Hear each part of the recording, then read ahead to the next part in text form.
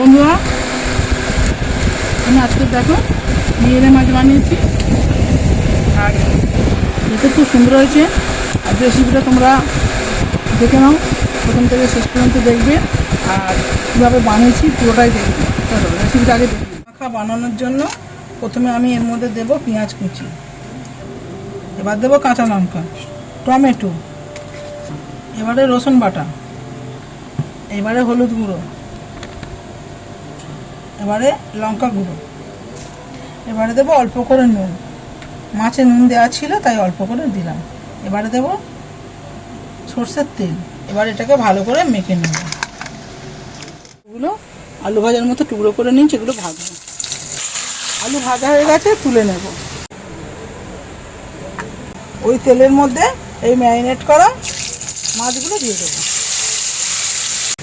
এবারে একে যতক্ষণ না শুকনো হচ্ছে, তেল ছাড়ছে, ততক্ষণ কষাতে হবে।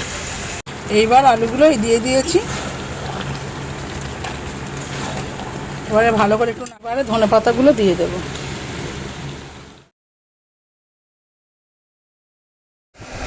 দেখেছো তোমরা রেসিপিটা এইভাবেই বানাবে আর খেতে খুব সুন্দর হয়েছে। তাহলে ভিডিওটা ভালো লাগলে লাইক, কমেন্ট, শেয়ার অবশ্যই করবে।